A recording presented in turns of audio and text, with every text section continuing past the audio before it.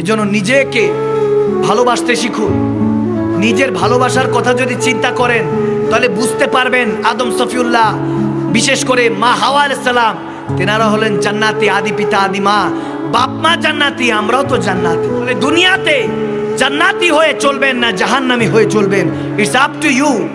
কোনটা হয়ে চলবে? জান্নাতি হয়ে চলবে।